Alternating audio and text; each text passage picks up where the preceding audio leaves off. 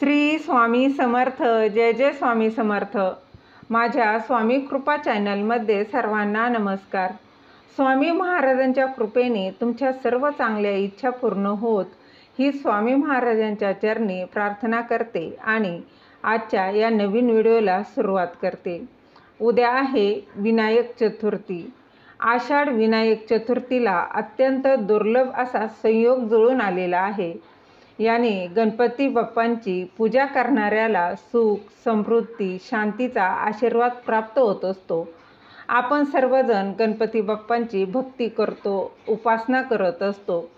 बघा, प्रत्येक महिन्याच्या शुक्ल पक्षातील चतुर्थी तिथीला विनायक चतुर्थी साजरी केली जाते. हा दिवस प्रामुख्याने गणपतीच्या पूजेला समर्पित असा आहे. तर या दिवशी विनायक चतुर्थीच्या दिवशी अंगारकी योग आलेला आहे आणि या दिवशी काही सेवा, काही उपाय जर केले तर त्याचे इच्छित असे फळ आपल्याला प्राप्त होत असते. तर या दिवशी आपल्याला काही संकट, त्याचबरोबर संतान प्राप्तीसाठी, लग्न, ज्या काही समस्या असतील, कुठल्याही समस्येसाठी काही उपाय आपण करत असतो. याचप्रमाणे आज मी एक उपाय सांगणार आहे. तो जाणून घेण्याआधी तुम्ही माझ्या स्वामी कृपा चॅनलला सबस्क्राईब नक्की करा. दर महिन्याला 2 चतुर्थी येतात.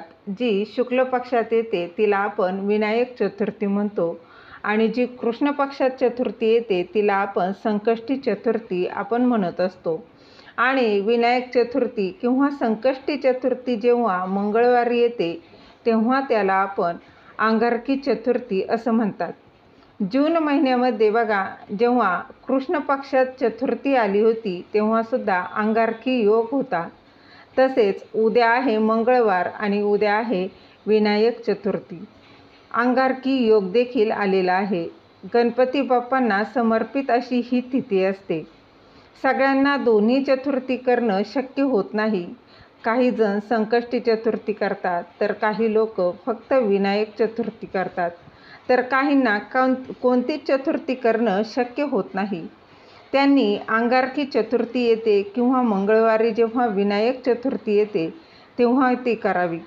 असं म्हटलं जातं की वर्षभराचं जे फळ आहे, जे पुण्य आहे ते यानं प्राप्त होत असतं. गणपती बाप्पांची विधिवत पूजा, उपवास केला तर वर्षभर विनायक चतुर्थीचं फळ मिळतं. ज्यांना उपवास करणं शक्य होत नाही त्यांनी सेवा, उपासना, काही उपाय आवर्जून करावं. याने तुमच्या मनातील ज्या काही इच्छा आहे त्या गणपती बाप्पा नक्कीच पूर्ण करणार आहे. त्याचबरोबर श्री गणेशाची पूजा केल्यानं जीवनातील सर्व प्रकारचे अडथळे दूर होतात. त्याचप्रमाणे उद्या आहे विनायक चतुर्थी आणि उद्या तुम्हाला एक उपाय करायचा आहे, त्याचबरोबर सेवा देखील करायची आहे. तर उद्या सकाळी लवकर उठून शुचिर्भूत होऊन देवघरातील गणपतीच्या मूर्ती घ्यायची आहे. त्यानंतर गणपतीच्या बाप्पाची मूर्ती एका ताम्हणात ठेवायची आहे आणि तिला अभिषेक करायचा आहे. बघा, अभिषेक करताना तुम्हाला एक वेळा गणपती अथर्वशीर्ष म्हणायचा आहे. फलश्रुती अभिषेक करता फलश्रुती जेव्हा तुम्ही म्हणत आहात तेव्हा मात्र अभिषेक करायचा नाही. अगदी 5 मिनटं लागतात यासाठी. बघा, अभिषेक हा तुम्ही दुधाने, दह्याने किंवा पाण्याने, अगदी पंचामृताने पण तुम्ही करू शकता. जसं तुम्हाला शक्य होईल त्याने तुम्ही हा अभिषेक करायचा आहे. हे केल्यानंतर मूर्ती स्वच्छ धुवून पुसून मूर्ती पुन्हा तिच्या जागेवर देवघरात तुम्हाला ही ठेवायची आहे, म्हणजेच तिची तिथे स्थापना करायची आहे. त्यानंतर अभिषेक केलेलं जे तीर्थ आहे ते तुम्ही तुमच्या घरातील मुलांना प्यायला द्यायचं आहे. त्याचबरोबर तुम्ही स्वतः देखील प्यायचं आहे. घरातील सर्व व्यक्तींना देखील दिलं तरी काहीच हरकत नाही.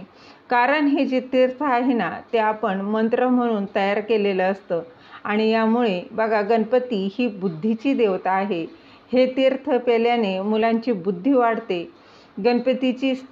त्यानंतर गणपतीची स्थापना करून झाल्यावर काय करायचं आहे बघा, त्यांच्या आवडीचे जे पदार्थ आहेत त्यात बघा काही वस्तू देखील आहेत, तर त्यात तुम्ही अर्पण करायचे आहे. तर सर्वप्रथम त्यांना लाल जास्वंदाचे एक फूल त्यांना अर्पण करायचं आहे. 1 करा, 2 करा, जेवढी शक्य असतील तेवढी केली तरी चालेल. त्यानंतर लाल जास्वंदाचं फूल शक्य नसेल तर काहीच हरकत नाही. जे कुठलंही लाल रंगाचं फूल असेल ते तुम्ही अर्पण करू शकता. यानंतर गूळ खोबऱ्याचा नैवेद्य दाखवायचा आहे.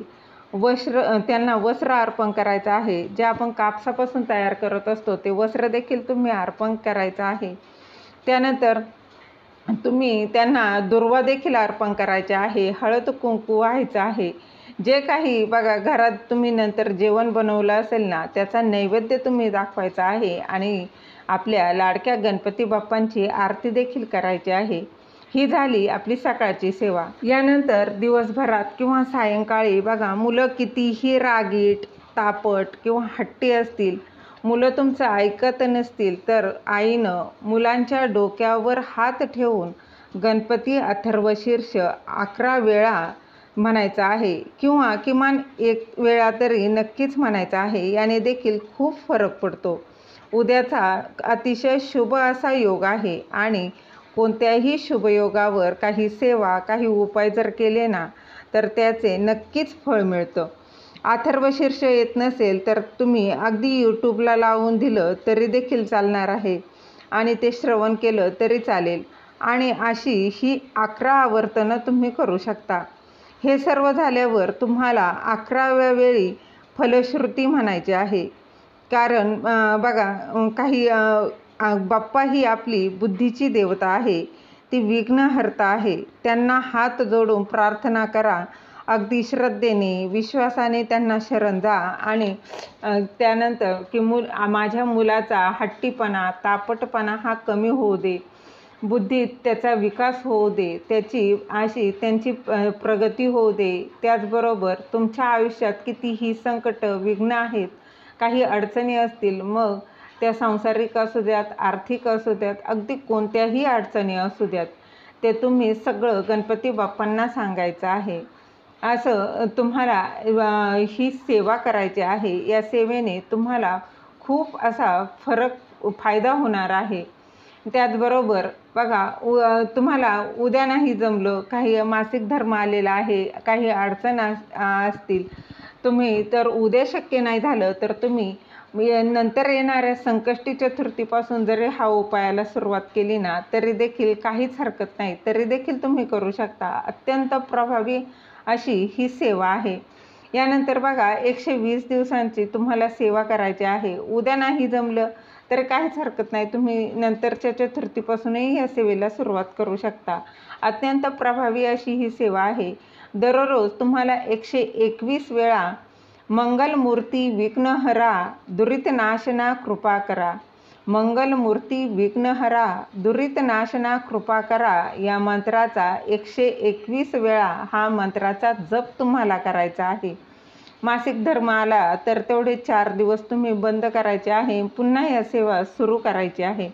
तुमच्या कुठल्याही अडचणी असतील तर तुम्हाला नक्कीच यानं मार्ग मिळणार आहे. अत्यंत प्रभावी अशी ही सेवा आहे. त्याचबरोबर तुमच्या घरातील कोणतंही लहान मूल जर असेल, मग ते मुलगा असो किंवा मुलगी असतील, तर त्यांना तुम्ही उद्या विनायक चतुर्थीला बघा गणपती बाप्पाच्या समोर बसून 11 वेळा गणपती स्तोत्र आहे ना ते म्हणायचं आहे आणि 11 वेळा गणपती अथर्वशीर्ष तुम्हाला पठण करायचं आहे. बघा गणपती अथर्वशीर्ष शक्य नाही झालं तर काहीच हरकत नाही. किमान तुम्ही गणपती स्तोत्र जर त्यांचं पठण तुम्ही जर करू शकले ना तर अतिशय उत्तम. बघा याचबरोबर दिवसभरात कधीही तुम्ही ओम गणगणपते नमः, ओम गणगणपते नमः या मंत्राचा जप करायचा आहे. त्याचबरोबर दिवसभरात तुमच्या जवळपास जर गणपती मंदिर असेल तर तिथे जाऊन गणपती बाप्पांचं दर्शन घ्यायचं आहे. बघा या सेवा ज्या आहेत ना याने काही संतान प्राप्ती होत नसेल, त्याचबरोबर लग्न जमत नसेल, काही नोकरीविषयी काही समस्या असतील तर याने नक्कीच दूर होतील. सेवा करून बघा, अनुभव हा नक्कीच येतो. झालेली सेवा महाराजांच्या चरणी रुजू करते. दिलेली माहिती तुम्हाला आवडली असेल तर लाईक करा, शेअर करा, सबस्क्राईब करायला विसरू नका. श्री स्वामी समर्थ. जय जय स्वामी समर्थ.